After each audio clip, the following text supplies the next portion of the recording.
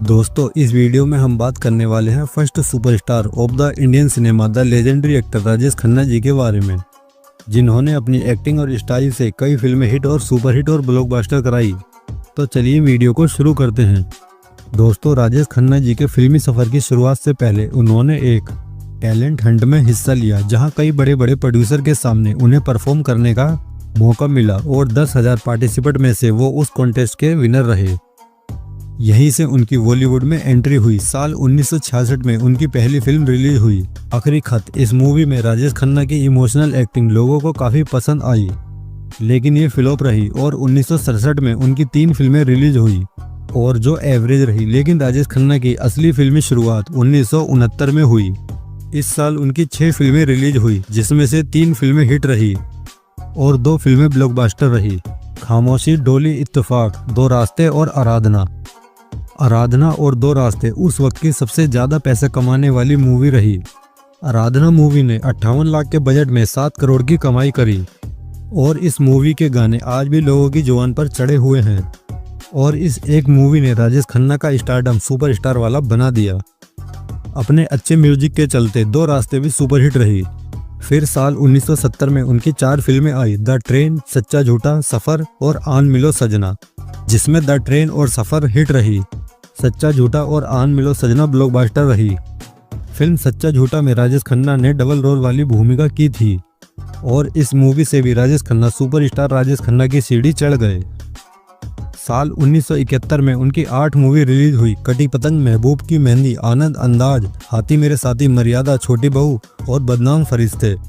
इनमें से कटी पतंग, महबूब की मेहंदी, हाथी मेरे साथी और अंदाज ब्लॉकबस्टर रही, जबकि आनंद और मर्यादा हिट रही।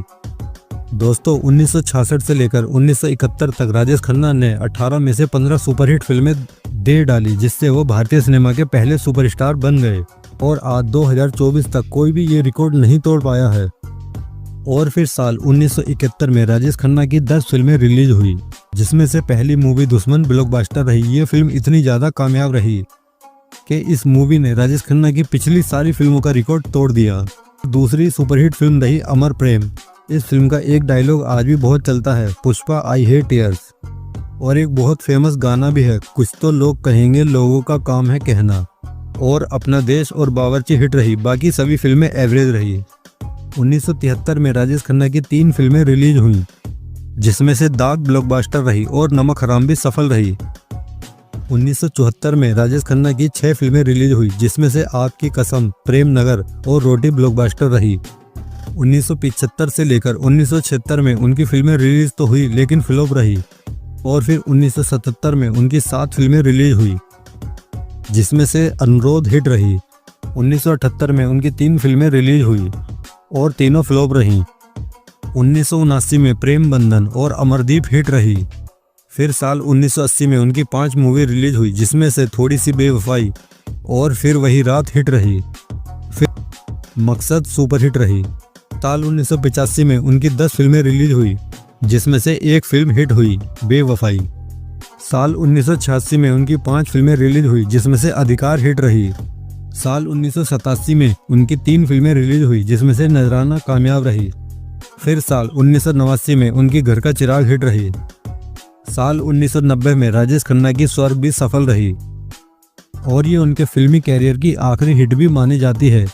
इसके बाद उनकी कुछ और फिल्में रिलीज हुई, लेकिन कुछ खास कमाल नहीं दिखा पाई। फिर साल 2011 में ये खबर सामने आई कि हमारे सुपरस्टार राजेश खन्ना जी को कैंसर है।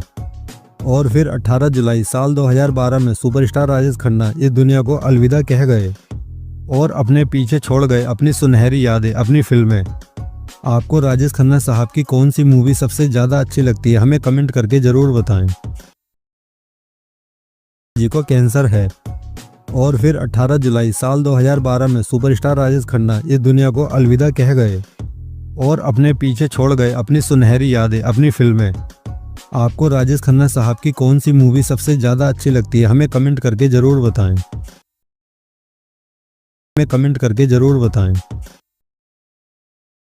जी को कैंसर है।